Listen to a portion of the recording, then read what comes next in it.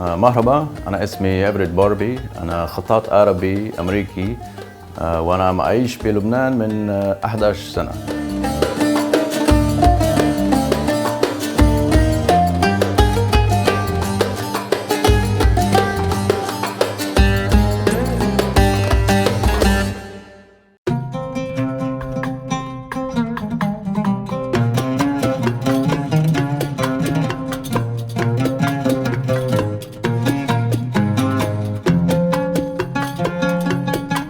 I grew up in Nashville, Tennessee, and I lived there until I was 18.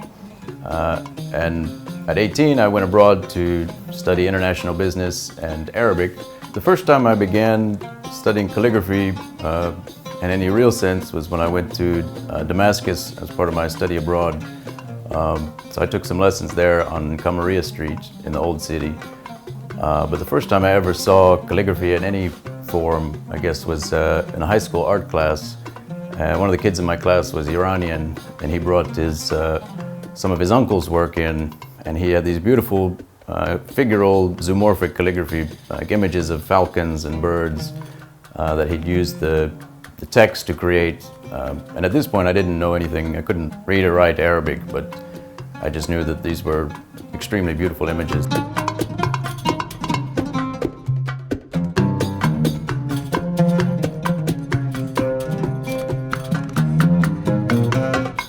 Initially, I started just taking lessons in Diwani and Jelly Diwani. And at one point, my teacher, he showed me this book he had of his past students' work, and he pointed to one piece of really beautiful Diwani, and he said, "You see this piece? It's very beautiful. You'll never make anything this beautiful."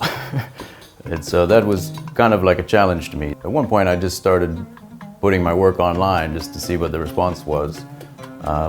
And it started selling, so I thought, okay, maybe I can actually make a career from this, maybe I should pursue it further. And then after that point, I wanted to move back to Damascus to keep studying calligraphy, but the war started, so I came here instead, and also met some amazing calligraphers when I traveled to Algeria to participate in the International Festival of Calligraphy. And this is where I met a lot of calligraphers in Istanbul, actually, like Zaki Hashemi, and others that have really helped me refine my skills and practice it in more of a traditional way than what I was familiar with before. And yeah, it's still a journey, I'm still learning. So the styles I predominantly work in are Jelly Diwani and we can say Ruqa Diwani. And I prefer these scripts mainly because they're a little bit more flexible than the older scripts like Thuluth and Nasikh. So I use these scripts to try to create a visual image in addition to just the meaning of the text. While I always try to follow the traditional rules that have been identified by calligraphers over a period of hundreds of years, I try to follow these rules while creating a visual image, whether it's a face or an animal, by playing with the width of the pen and the orientation of the letters. But I try to always make sure to follow the traditional rules of calligraphy.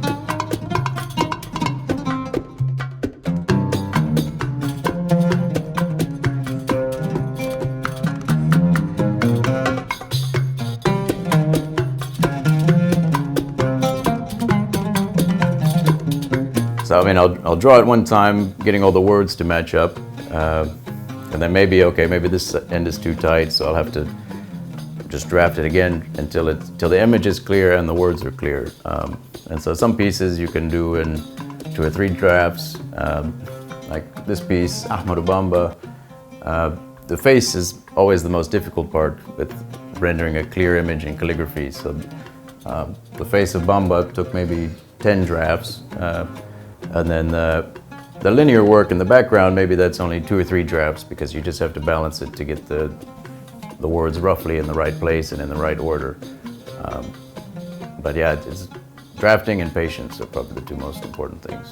You know, if you look around the average street in Cairo or Damascus or anywhere in the Middle East, the quality of the signage, the typography is on a far different level than what we have in the West, and it's so carefully studied, and I think a lot of that has to do with Islam and the nature of the way Islam approaches art, and the primacy of the word, and that the letters are the most important thing in the arts. Well, we have a conception of the Middle East or of Islamic art or Islamic culture in the West that it fits our zeitgeist or our foreign policy, but it actually contradicts what you find when you read deeply into Islamic literature or Islamic poetry or the traditions of the culture here. So yeah, I mean, I'm more fascinated by how things are different from what we imagine they are, or that we're told one thing or one thing is implied in our news, and then you find it's actually quite the opposite, or maybe we're trying to hide something by creating a different image of the Middle East. I mean, the thing I love most about calligraphy is the fact that it's been studied for so long, and this is because of Islam, and without the Quran we wouldn't have calligraphy. And I do believe that the Quran is divinely inspired in a way, and I think there's wisdom there that we can gain. I mean, you can read it 1,000 times and you'll still learn more things.